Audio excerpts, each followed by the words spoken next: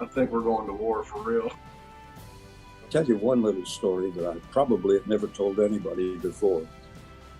We got hit with a NVA sapper company supported by infantry. It's not easy, and that one was tough, but fortunately it worked out for us. Welcome to War Stories, conversational military history. What's going on, everyone? Preston Stewart and Sayer Payne with War Stories, joined today by Bob Walker. Sir, thank you so much for taking the time to do this. Anytime. Glad to be here. So we got to chat quite a bit at a VFW event a couple months back, or not quite a bit, not as much as I would have liked. But I'm looking forward to this conversation because the one thing that stood out to me the most was how much time you spent in helicopters in Vietnam for a non-pilot. Yeah. Yeah, I'm sure there's some pilots out there that see I have a distinguished flying cross and wonder how a person that was in the infantry got it. But what is the story there? You threw out the numbers previously, but I can't recall.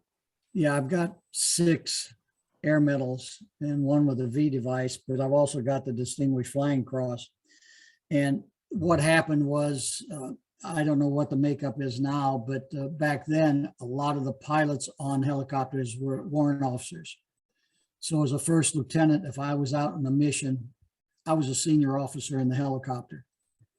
So if we were engaged in the air and had like an air to ground engagement, and people were fighting and doing what the gunners doing everything else, and they wrote up the warrant officers for the action, and I was a senior officer on the helicopter. I had to be written up.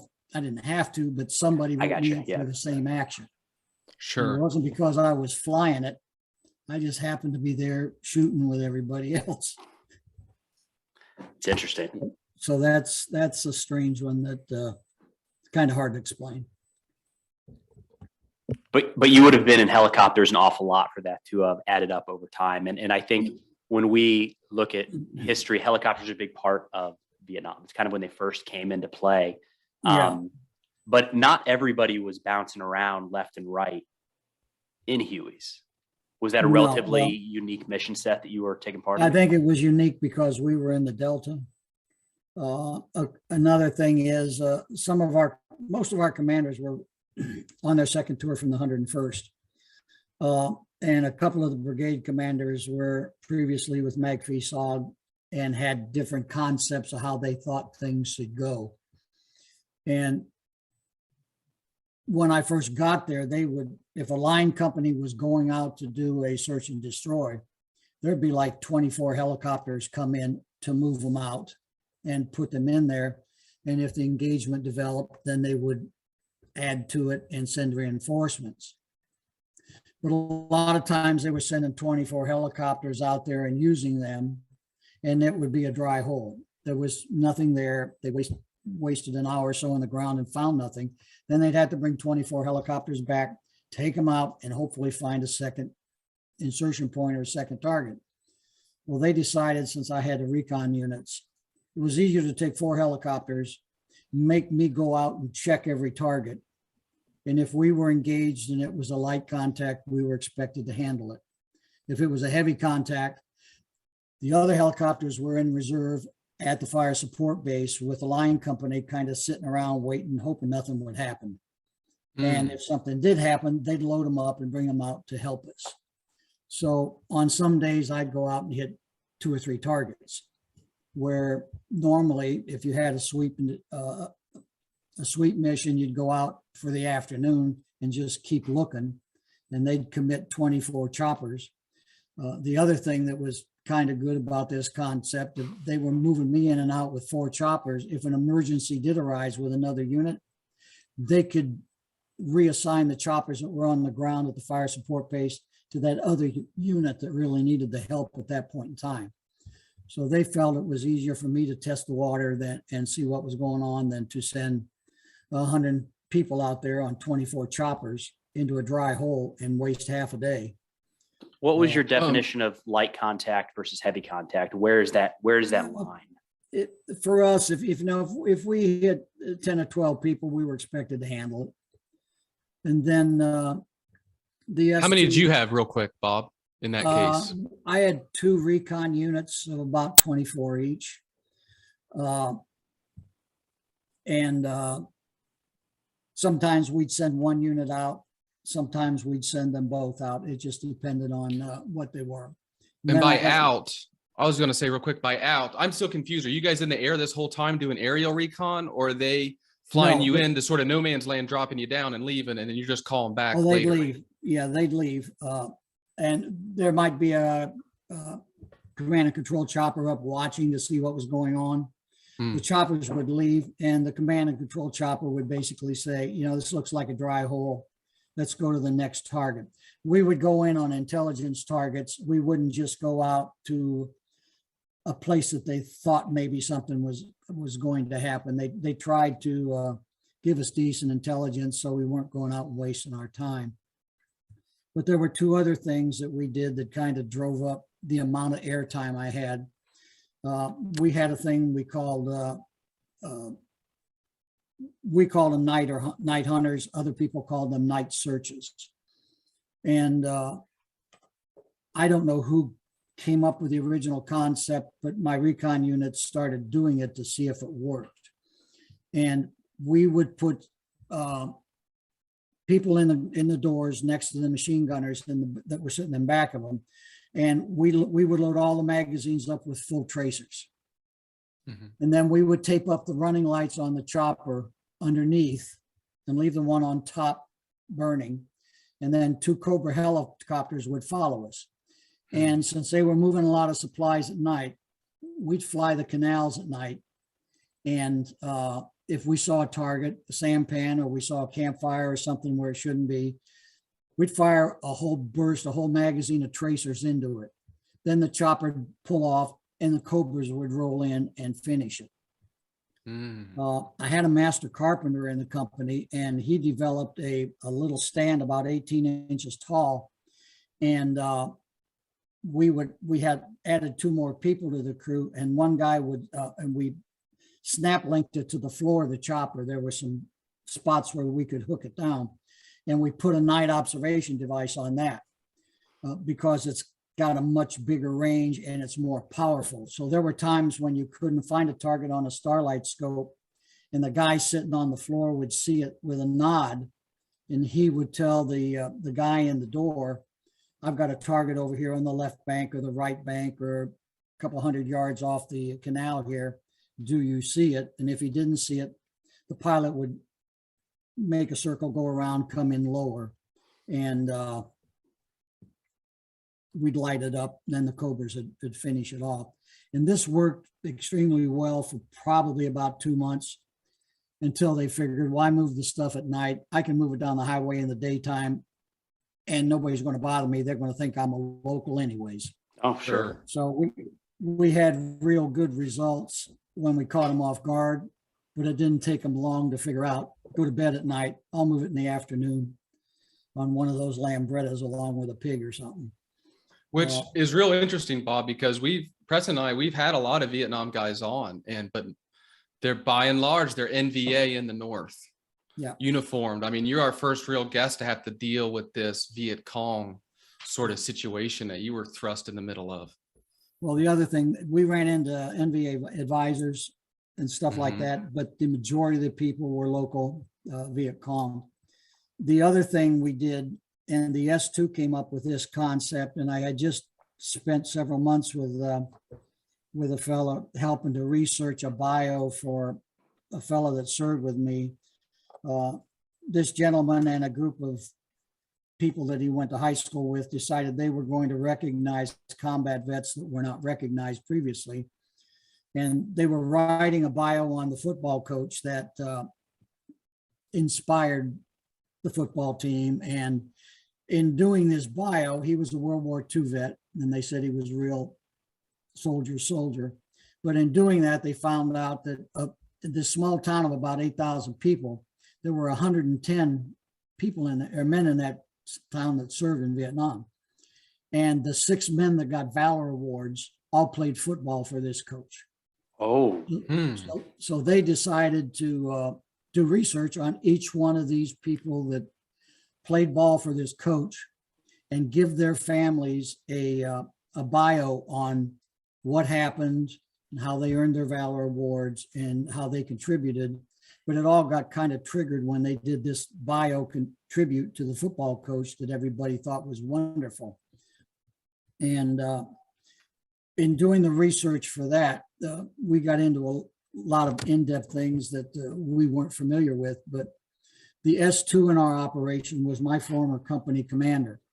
And I was a lieutenant, and there were things I learned about him I had not known. This was his second tour in Vietnam.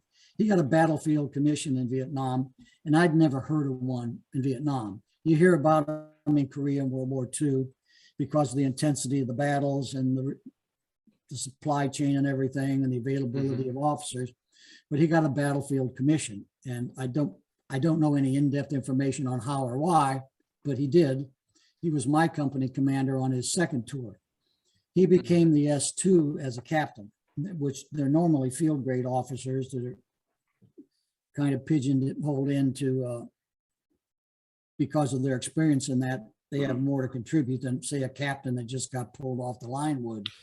And was that a standalone, real quick, was that a standalone branch back then? Or was this, you're saying, an infantry officer filling the S2 role as the intel guy? The battalion, at the battalion level, they had S1, S2, S3, just like they did at brigade levels.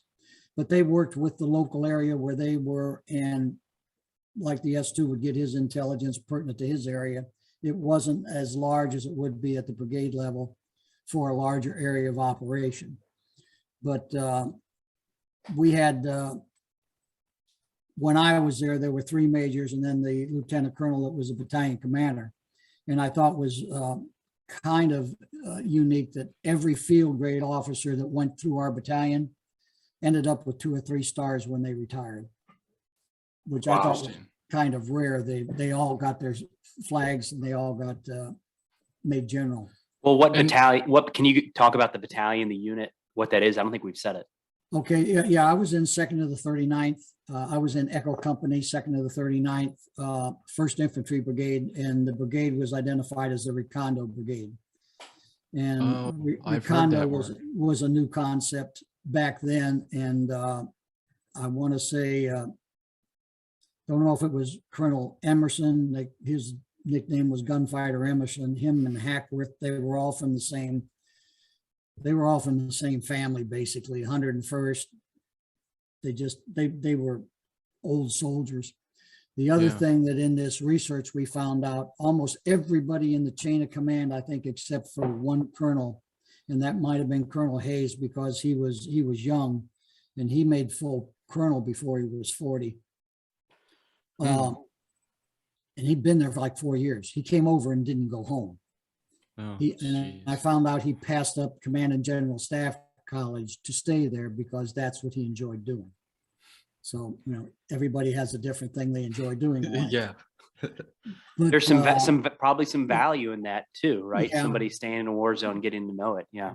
But everybody in the chain of command had been in World War II, Korea, and Vietnam at least twice. That's incredible. Which I think added to the credibility of the 9th Division and the 1st Brigade and some of the other brigades. They had all what they felt were seasoned, high-performing officers that had proved their worth in combat before. And what time period are we talking, Bob? I was there in 68 and 69. Got it. I believe the 9th Division got there in 66 because the Delta was completely under control of the Viet Cong. And the Delta was the breadbasket for the whole country. That's the southern, third quarter of Vietnam? Is that about Probably accurate? the southern third, maybe even more. It was basically everything south of Saigon. Okay. And there was a whole different concept there because there was no canopy. Like I said, we needed a parachute and that for a little shade. There just wasn't any shade there. It was rice paddies, mud, leeches, rats. Rice paddies, the huts and everything. I mean, it's like I get a lot of my, especially as a kid, perspective from movies and stuff. So like Platoon and whatnot. I mean, does that sound, the movie Platoon, does that sound right? Environment wise? the one that rings home to me most is We Were Soldiers. Okay. Yeah. Because a lot of it was filmed like at Fort Benning. And I actually went to Benning about a year ago, and everything's still the same. You got the stucco buildings for the field grade officers with the red tile roofs. The jump towers are still there. The officer club's closed. Some of the NCO clubs are closed. When I was there, it was like an anthill. When I went back a year and a half ago, it looked like it was deserted. Well, it was also because of COVID. I mean, Oh, sure. Yeah. that training was restricted. They kept people isolated off. We went out to the Ranger Department, and even their training had been cut back, and they kept people in groups to keep them isolated. They just didn't want things to get any worse, but it was just a drastic change. But getting back to the S2, he come up with the idea, if I get good information about my area, these people feel very comfortable at night. They would go into a village or a small group of hooches, and sometimes they'd take their weapons with them. Sometimes they would leave their weapons in the wood line, and then they'd just go in and blend in with the people and spend the night. They might spend a couple nights. They just stayed there. So we started getting intel on where this was happening. And his idea was, if I send 12 people in about midnight, anybody that gets out and runs to the wood line is considered a target because they're going for their weapons. If they had papers in that and they were legitimately living in the house, they wouldn't get out and run. And most of those houses had little mud bunkers in them anyways. They'd get in the bunker if they were afraid. If they got out and ran, they were considered a target. And we'd hit 3 targets a night, and based on different areas and different intel that came in. And our objective was either to eliminate who was there. If there was a key person there, we were to get that key person. They gave us photographs and that sometimes. And or to just gather intelligence if we got people and they had papers on them and that, bring any intel back we could get. But that got me a lot more airtime also, because I was hitting 3 targets a night, and then they would do these other night search missions. I was flying around as much as some door gunners, and it just wasn't normal. But because they could do things with 12 people and 24 people without committing 100 to a dry hole or something that was basically a waste of an afternoon, they just felt they did that. They called it checkerboarding. So we would hop from spot to spot. And for air medals, you needed 25 hours of flight time to qualify for an air medal. So I just kept track of, I figured 15 minutes into a target, 15 minutes out, and I just kept a little book. So all my people got their appropriate recognition for how much time they were up. But we did these for quite a while until things went south on one mission. They sent us in, and the intel was way bad. We hit the first target and we captured somebody. We actually found him. We went into the village and we were going around and we didn't see anybody because they'd either bolted. We've had them jump in the canals and hide. But this guy decided he couldn't get out of the hooch fast enough, so he got under, their beds were maybe 6 inches off the ground. They were just like planks. And then they put a mat down, but he got under the bed, and there was a pig in the hooch with him. So the pig was laying along next to the bed, and he hid back there behind his 300-pound pig.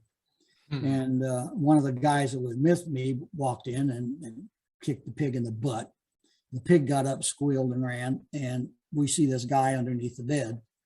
So our first target, we got him, and then we went back, and we'd been out a while. The choppers had to refuel, and they shut the radios down. And any update that we would have got on the second target did not come. And we went out and hit the second target, and the fellow that was in the command and control chopper is still alive. He's a retired major general. He's 84, I think. And he was in the command and control chopper that night, and we hit the ground running and just were ready to blow through the area because we thought we were going after one person. And I didn't know, it was 54 years before I found out that there was a CIA agent on the first chopper that was the person that knew this man personally that we were supposed to get. And I didn't know there was a CIA agent on the chopper. And when we hit the ground, the whole world lit up, and we got hit by about 90 people. And there were another 150, 200 people in the wood line waiting. So the company commander, the guy in charge of the mission was a captain. He got hit, his radio operator and the CIA agent got taken out immediately. So there were 9 of us left. And it took several hours for him to get out of this. Well, one of the things I didn't say, the reason we could go in and run around at night and look and find things, they plotted illumination rounds in each corner of a grid square. Well, illumination round will light up a grid square pretty good, but if you put 4 of them up there, 1 in each corner, you're running around and it's like noon. I mean, it's bright, there's no glare, there's no shadows, you can see everything. And so as soon as the choppers hit the ground with us, we'd take off running to hit the target. They'd pop the illumination rounds. We could see everything and everybody. Wow. You're sprinting to the objective. Yeah, we worked in 2-man teams. There were 3 teams in each chopper, and I told everybody they stayed together, kind of like the SEAL team concept. Now you work with one team member and you stay with them. If someone gets hurt, there's always somebody there to help them. Sure. They don't get left out. But no, we ran through the targets. We were never planned to be on the ground more than 15, 20 minutes. And again, how many people with these teams? Can you describe that composition again? 12 people. 12 people. We had 2 choppers we went in with, and there was a command and control chopper that watched us. And then there were a couple gunships on circulating in the background in case we needed help. So then you had 2 teams. That's how you would phrase that? Actually, we considered it one team, and one team of 6 2-man teams. And we'd go to the village and 2 people hit this house, 2 people, we just go through as fast as you can. And if there was nothing there, and if the terrain permitted, we'd run inside one side of the village and outside the other, and they'd pick us up on the other side. If not, we'd turn around, come back where they dropped us off, and they'd pick us up there and take us to the next target. I think the reason Sayer keeps coming back to the size there is we're not used to the term teams. It's, it's platoon, squads, companies. So it just sounds like a totally different concept. Well, yeah. And again, I think it was for efficiency and maximizing your intel. If they can send 24 people out, for us, we didn't call them recon. It was a recon platoon, but they were usually only 24 people, which ain't a full line platoon of that size. And they could just move us around faster and quicker and more efficiently. And like I said, they saved their air assets for something to either send us reinforcements or to, if someone else was in trouble, reinforce them when they got a call. But on that particular night, it just took them, we got out a little bit before dawn. We went in probably 1 o'clock in the morning. And if you were, I was going to say, you were a first lieutenant for this. Yes. With 24 people. Who was your NCO right-hand man? What rank was he and what was his experience? I had over a period of time, I had a couple of E6s that I don't know if they still use the term. Back then we called them shake and bakes. They had a 90-day course for people that were exceptional trainees coming out of AIT. They would send them to an NCO school, shorter and very similar to an OCS school. And if you were an honor graduate, you'd come out an E6. Most of them came out E5s. I see. And this way they had a steady supply of NCOs coming in because NCOs and officers were not, their lifespan wasn't that long.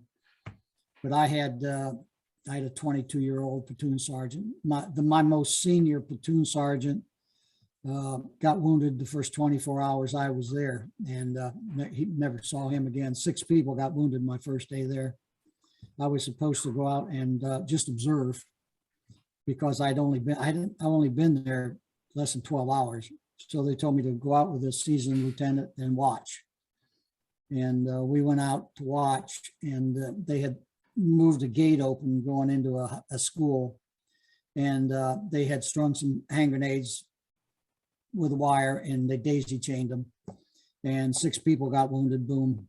I hadn't been there 12 hours. And the other lieutenant says, you need to call in a dust off. And I says, well, I've never done this. And he says, I haven't either. So Really? I kind of learned in a hurry, to, pop smoke and bring them in. But we lost 6 people that day, and I lost, I think, 2 squad leaders, my existing platoon sergeant. Then everybody just moved up. Jeez. During the handoff, during the time Yeah. coming into country. Golly. Yeah. Oh, I saw. I mean, a guy. I had to give a talk. I got into the OCS Hall of Fame back in 2020, but COVID kept canceling the induction ceremonies. And I was supposed to give a talk to the group there, and we decided to do it locally. So I had an opportunity to just invite friends that normally wouldn't have been able to go to Benning for it. Sure. I didn't know what to say because most people don't understand it, that they're civilians. And I said, I was just going to make my 10-minute talk. I would be talking to OCS candidates and some of the cadre and people like that. So I told them what my first 24 hours in Vietnam was like. And while I was waiting, they handed me my orders, and the guy said, good luck, which I had to go back and ask why, because they hadn't de-roasted an officer in like 8 or 9 months. And then while I was waiting to be picked up, there were people going out on deuce and a halves and some 5/4 and that. And there was a chopper pad there. They'd bring people in and out that were going out further out into the field that they could get them there with a helicopter. And one of the guys that I was in OCS with, I don't recall his name, but he waves at everybody, gives them a thumbs up, gets on the chopper. 45 minutes later, ambulance pulls up, put his butt on a stretcher. He gives a thumbs up. He was still okay. He wasn't out in the field 45 minutes. I don't know where they dropped him off, but he got popped, hit a booby trap, something, shrapnel. He wasn't there an hour. And then on my way back, I went out. That they said, go out tonight, sweep the area. So I went out, and I'd been there 6 or 8 hours. And snipers opened up on us. And I'm looking around to see what to do because I was just following everybody, and everybody's gone. And the guy laying down next to me pulled on my pant leg and says, you may want to duck. Oh. He's still out in Rock Springs, Wyoming. His name is Sergeant Ralph Putillo. And I never forgot him telling me that, you may want to duck. And then, of course, the next day, by noon, I dusted off 6 people. That was my first 24 hours there, which was strange. Well, I mean, how did you feel? I mean, because you're coming in as a replacement, you're not coming over as full unit, and you're doing the 365 days, and you're on, you still have 364. I didn't expect it to be like that so fast. You expect to hear things going off and explosions and that, but when it's kind of thrown in your face that fast, I didn't expect it. I guess I was forced to accept it. I didn't expect it. I had to accept it. That's the way it was going to be. And over the time I was there, I figured I was probably, between air stuff and some other things, I was probably in 25 engagements. And I've talked to guys that I served with that came back, and I saw at different places at different times. And, they may have been in one big firefight all the time they were there. They got sniped at, the booby traps and mortars, but they only got in one fight. And Right. For me, it was just, I just thought that was normal. I didn't know anything different. That was all I was exposed to. Do you think that was different? Do you think that was any value? Not that you would necessarily choose it or not choose it, but kind of being thrown into the fire like that, not to suggest that you were taking it lightly. I think kind I of bring- learned quicker, but I had an exceptional company commander. Like I said, my company commander was his second tour. He was a battlefield promotion on his first tour, and he was just extremely good at everything he did. And he's also the guy that got killed that night we got whacked. So, and I had just, with all this research we were doing about this football coach and the other guys, and the reason I got tugged into it is one of the guys that they were doing research on was with me that night on St. Patrick's Day.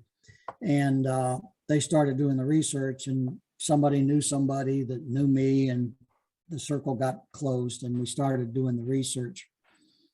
But it just, I don't know, if it came at you slower, you may have been slower to adjust. But the other thing is I think having exceptional senior leaders, like my company commander was, and a lot of the other company commanders were there on their second tour, and they were from the 101st or the 1st Cav. So they weren't coming in green. They knew what they were doing. They knew what to expect. I worked with Hackworth. My battalion commander was Hackworth's best friend, and they were both 101st. Colonel Gerasi was Mag V, Gunfighter Emerson, 101st, and that. And they brought their reputations with them and their experience. And they had to adjust to the new environment, but they adjusted well. They'd been in combat so many times, adjusting to something new was not a new concept for them. They were good at what they did, and they took care of their troops well. But it's always mission first. Do the best you can, and hopefully things don't go sideways like they did that one night. Did you have any like peers? Because what you're describing is like leadership, so guys to emulate and sort of look up to, but you're not a peer with a shake and bake to go over this sort of thing, I did not. I kind of got everything I learned from my company commander, and along with the discipline, because I wasn't the most disciplined person there. But my other peer lieutenant, like I said, he'd been there for a few months, and when we had to call in a dust off, he asked me to do it. I thought he had all the tools in his background to do everything I didn't know. Sure. And that wasn't the case. But I think it helped me learn faster. And as far as having anybody there in the battalion, because I had the 4 Deuce, that was the other part of the Echo Company. We were kind of separated because we had to have an ammo dump, and the mortars had to be set up, and then the recon unit just blended in with them. We weren't in the middle of the rest of the battalion.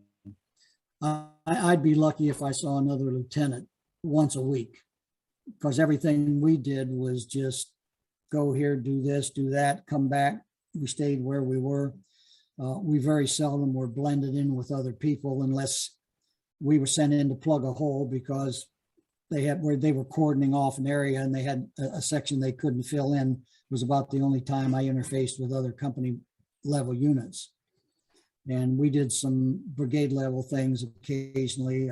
They took that night hunter thing to the brigade level and ran along the Ho Chi Minh Trail one night, and they had outstanding results. In fact, the fellow we did the research on was in another chopper that I wasn't in, and they took out some trucks and 30, 40 NVA, and they had a real good night. But the concept, like I say, worked real well, and probably would have worked better up north along where they have trails and they were moving heavy equipment and things like that. But in the Delta with all the canals and things of that nature, it didn't make sense to try and move things at night when you could do it in the daytime and nobody paid attention to you. All you had to do was put a hat on and black pajamas and you were a civilian. Mm-hmm. Yeah. Those targets that you were bouncing around to each night, how did you prepare for that? Because prepping for one mission can be a ton of work, the terrain, the villages, all of that. But if you're doing multiple a day, how ready were you for each one of those? I think after we did the first ones, since they were all similar, it was hit a target, get a person, destroy the area. Once you do it once, and the hoochers are all about the same, retraining for it wasn't a high priority. The only thing I made sure was these were all volunteer missions. Nobody ever went that didn't volunteer for it. And I made sure they were teamed up with people that they trusted. A lot of them, they always teamed up with the same guys, because once you do it once and the guy's got your six, that's a guy you want to go out with the second time. And that was about it. I would get the guys together and find out who was volunteering for the night. I'd say, here's our 3 targets. Here's what we're going to do. As far as reading a map and figuring out where you were going, that was basically useless. They were inserting me at night. I couldn't see anything till the illumination rounds came on anyways. It was basically up to the CNC chopper and the helicopter pilots to put me where I was supposed to be. Now, hopefully they put me in the right spot, but Sure. It wasn't like pull your map out and look at this and take your men here.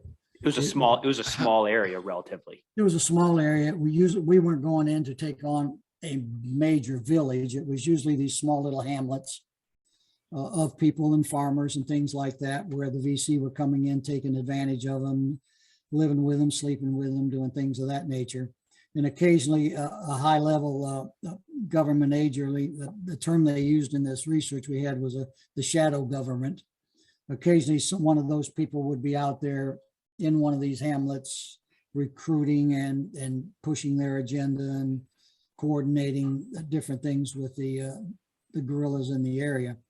But the biggest thing with that, and I didn't find this out till 50 years later, was when the Phoenix program became unpopular because politicians didn't like the military going out and shooting people.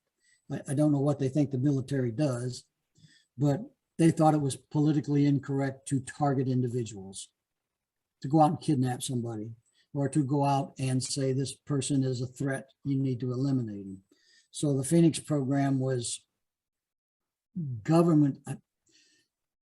I think I was told they were government overseeing it through the CIA, and they had to answer to people. But once they took the program down, you could do similar things with the same information through a CIA branch that didn't have to answer to the Senate. Oh gosh, that's murky. So they just took it, they basically took the concept underground, and that's what we started doing, the things that they were doing under scrutiny of government advisors.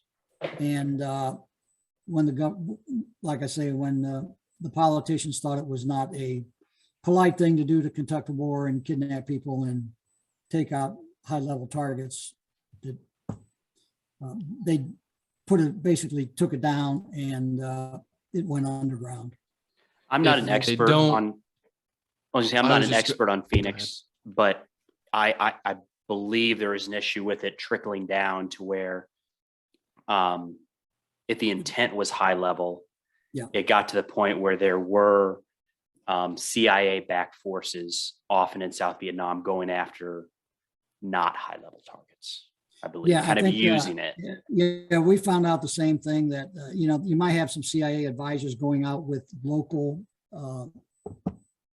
ARVN troops, ARVN Rangers, or special trained ARVN troops. But like you said, when it got down to a certain level, it became personal. And if they didn't like somebody in town, they'd take him out. Yeah, they're just The person going didn't native.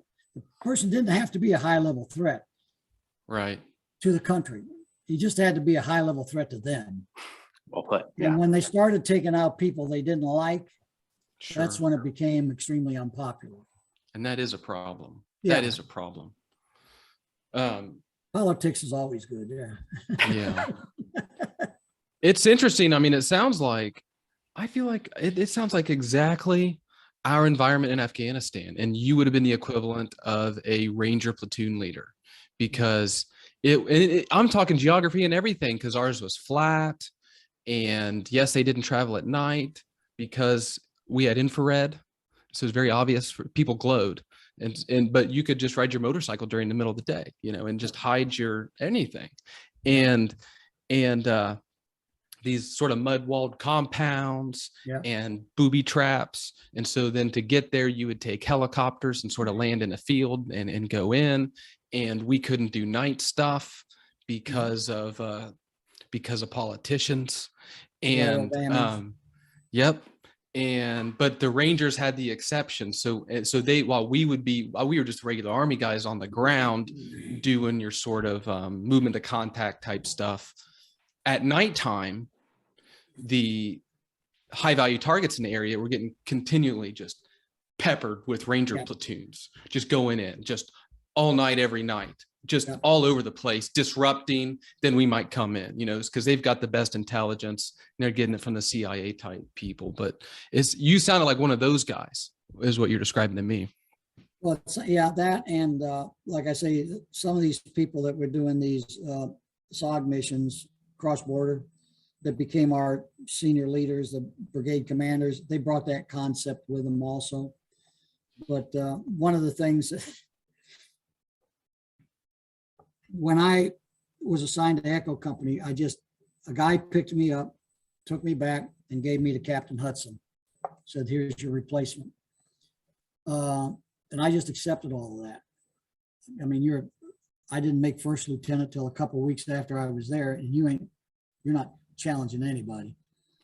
When we had to do this paperwork for this OCS induction ceremony, we started going through all my old orders. And my last assignment at Fort Benning, I was on the general staff. So I had access to the only Xerox machine in building 4 there at Fort Benning, or not building 4, Infantry Hall.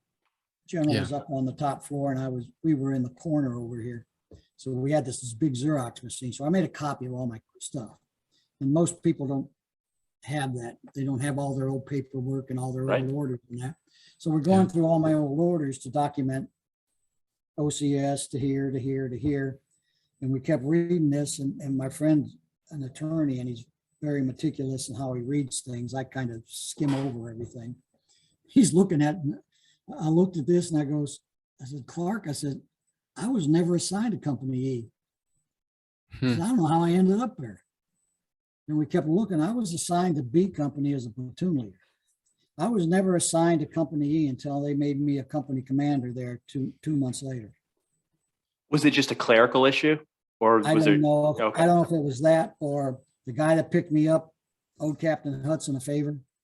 I mean, you just don't know.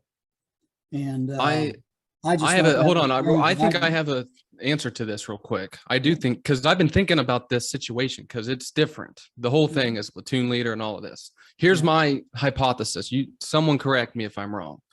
It sounds like Company E is the equivalent of the modern day HHC company of the line people, like the mortars and the scouts. And those are specialty platoons. Under HHC. Yeah. And those are specialty platoons traditionally. So therefore, nobody ever goes directly to become a scout PL. They first go to a line company, ABC, maybe D, depending, and then they go to HC. I think it sounds like to me, you skipped the line company and got immediately into a specialty recon scout platoon doing air assaults throughout the country, raids. Yeah.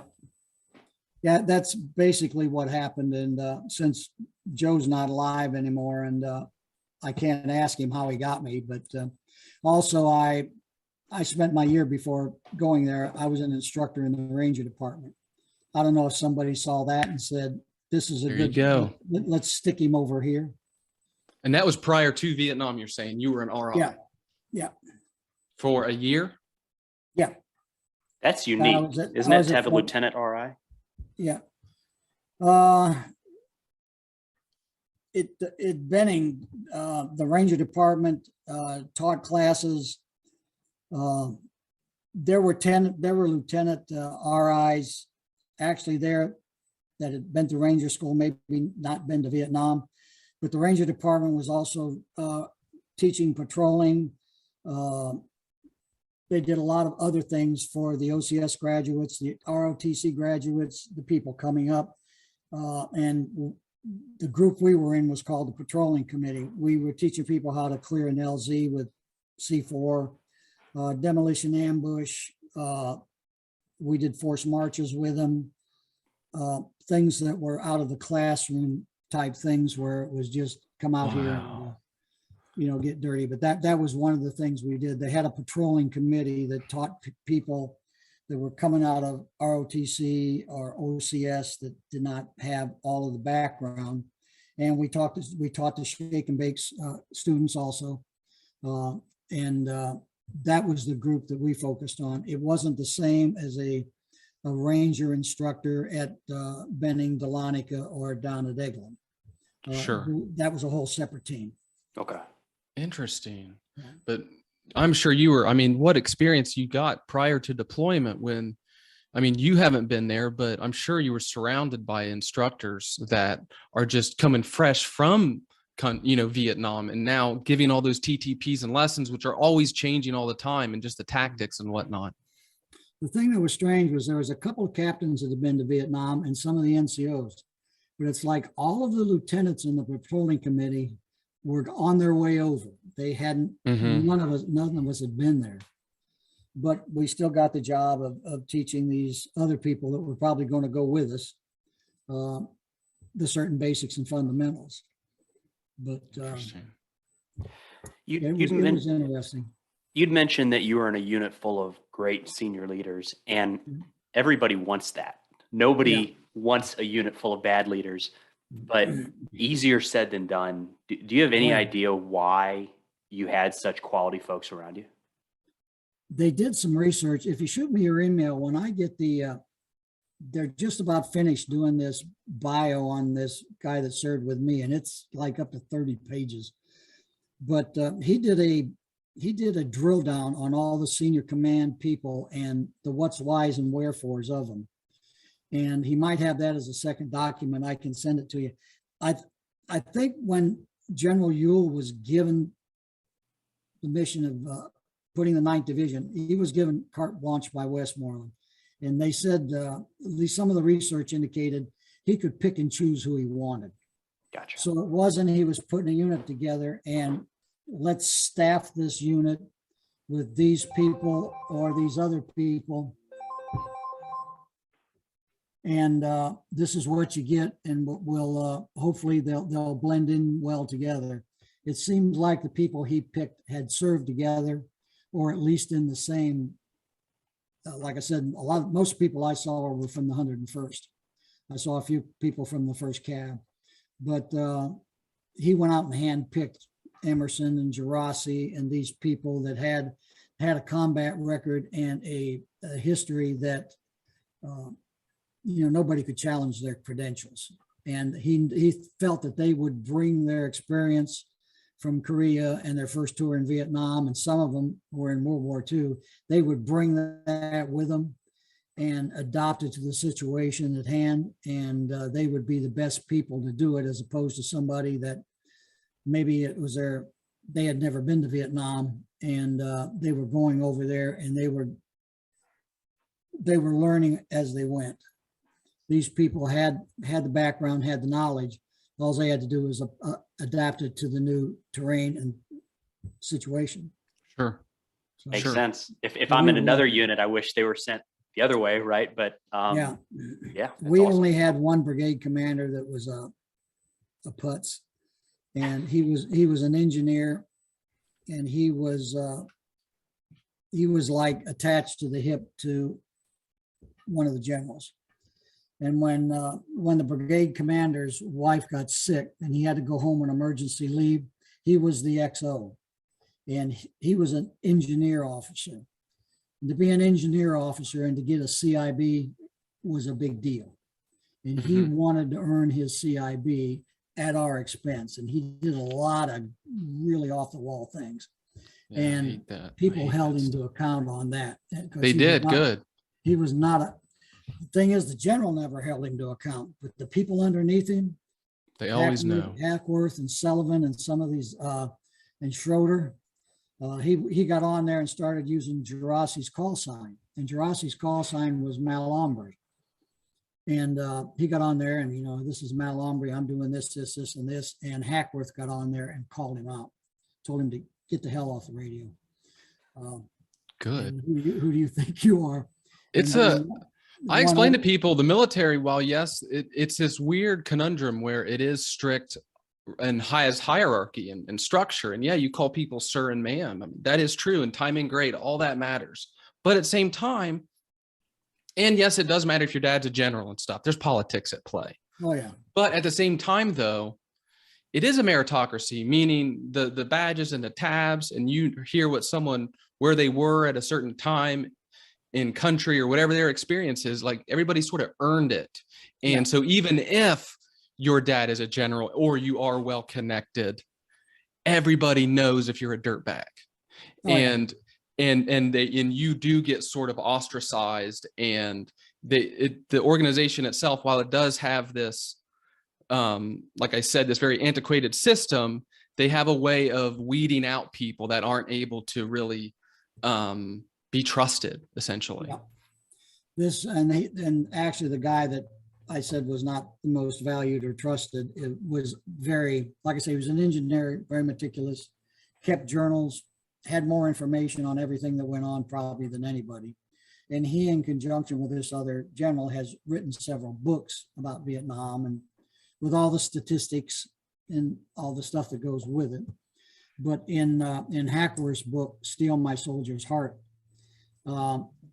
they talk about a situation, and then I read about it a second time. And then I was in this research we were doing for this guy. There was an RTO that was there when one of these situations happened. And in the book, he just says, this colonel had called in gunships to come strafe along the canal zones, but there were friendlies along these canal zones, and Hackworth didn't want them strafing because you don't know what's going to happen. You don't know the accuracy of it. You can't mark the lines. You can't mark the targets. But he called him in anyways. He thought he was really going to help the situation. And they got on the ground, and Hackworth got on the ground right after him, and he went after him. Now, Hackworth's a lieutenant colonel. This guy's a full, he might have been a lieutenant colonel. No, he was probably a full bird if he was a brigade commander. Anyways, he was basically a superior anyways, whether he was a lieutenant colonel or not. He went after him. And this Colonel Hayes was there that I mentioned that went at Tanam and never went home, basically. He said by the time Hackworth got to him,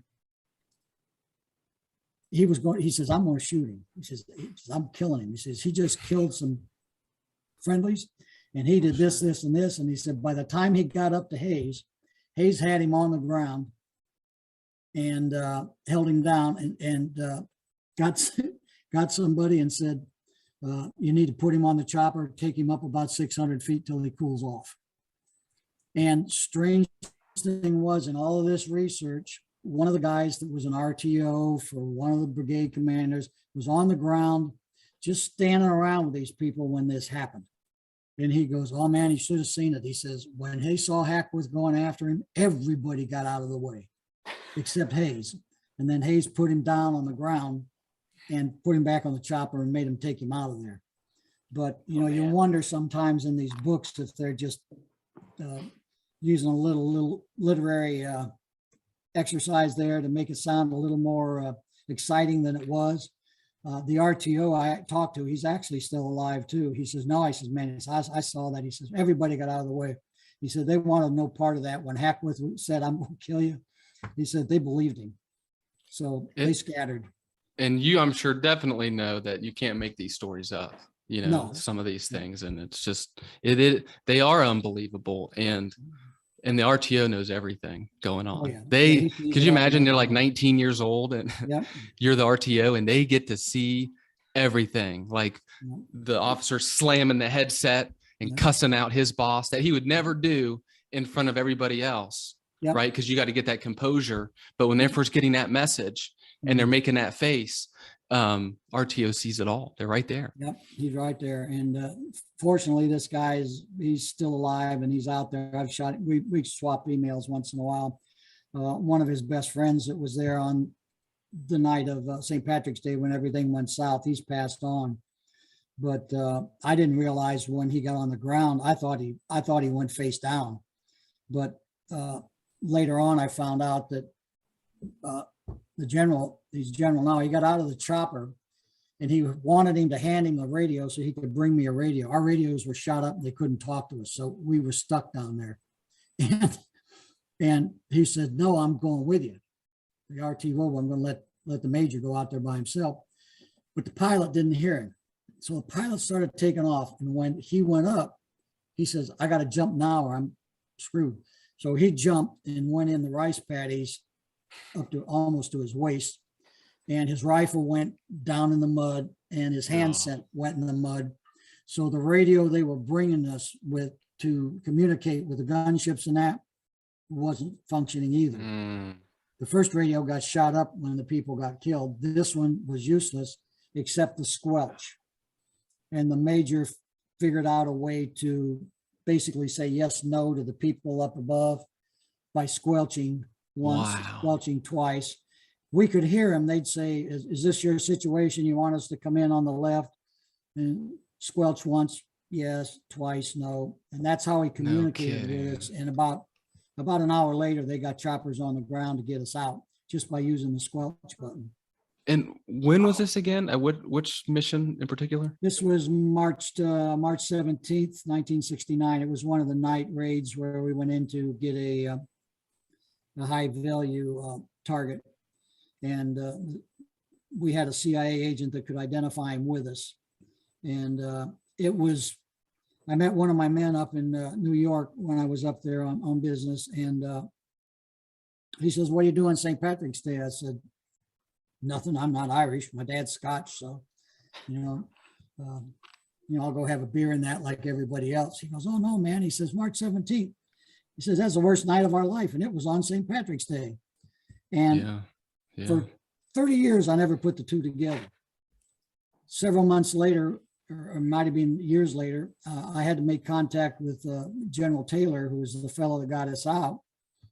And I told him, I says, do you realize March 17th was St. Patrick's Day? He goes, I never put the two together.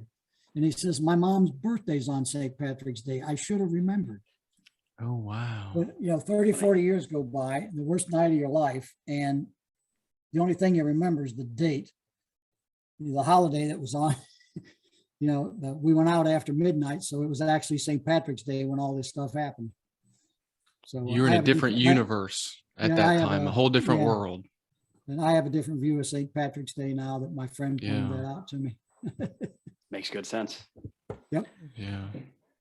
Well, Bob, we're coming up on an hour here, so I think we'll probably start to wrap up. But I just want to say thank you so much for chatting and sharing all this. It's some incredible stories. Well, I'm glad I could share a little bit. It's been a long time. It's been pushing 55 years, and doing this research with this fellow makes me regret not keeping journals and logs, because there's some names I can't recall, and there's probably some other situations that I should have had better information on, and I don't. But I was a draftee. I went through OCS. I was pulled out of college. I had a Corvette. I had a good job. I wanted to get back home. So keeping notes, keeping a diary, keeping a journal, documenting all this stuff, it just wasn't in my mindset. The only thing I kept track of was, are my men earning their air medals? I got to keep track every 15 minutes you go up and come back. But I regret not keeping journals and documenting some of the stuff that would have been useful later on. I don't think I've met anybody that says they wrote down and documented as much as they wish they had. Yeah. But when you're in it, there's so many other things to do that it's just not. It's not in your head. No. But, it's a day by day basis. You're just trying to take it one day at a time. I mean, you don't even, I feel like if you think about the future, it's bad. You can't do that. You'll get distracted, or you can't think of the past. I mean, you just have to just figure out what the heck is going on right now, because your mind, you'll start dwelling, and that is just no good for anybody.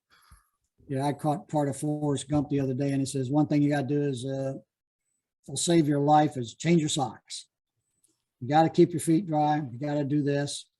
And I wasn't there 2 weeks. I never wore socks. I never wore underwear. I never wore a t-shirt, because once they got wet at night, they stayed wet all night long. And I never had a problem with my feet. I didn't get jungle rot and everything else. We had to take pills for all that stuff because we stayed in the water. But not wearing socks and not wearing underwear kept me from getting all the rashes and crud that everybody else was getting. Easy solution. Yeah. Okay. One other good thing, all this research came full circle, and a guy sent me a challenge coin with General Patton's picture on it, and his grandson made the challenge coins, and I've got one of only about 3 that he had left. And No kidding. because we were doing this research together, he sent me a General Patton challenge coin, which I don't think there's a lot of them around. I thought that's a pretty cool coin to have. That's unique. Yeah. And, before we go, I have to read this. This is because Bob's not going to read it. It's from his, he does have a page in OCS Hall of Fame, and his military awards. I'm going to list these here.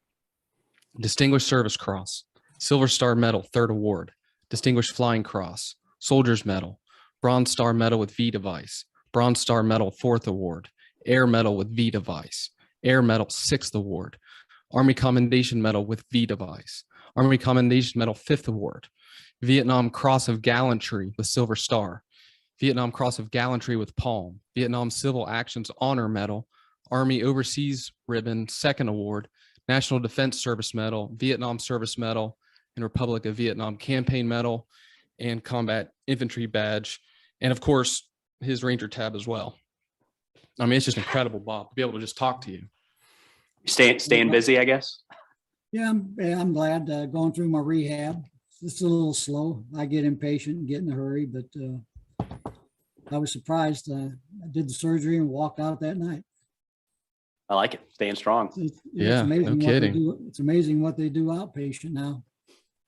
I sent a picture to my friends, the hip implant, when they do a total hip replacement, it looks exactly like an old Hurst floor shifter with a flat side, a knob on the top, and Oh yeah. going I know into you're the talking thigh about. bone. Yeah, Huh. it looks just like an old floor shift knob.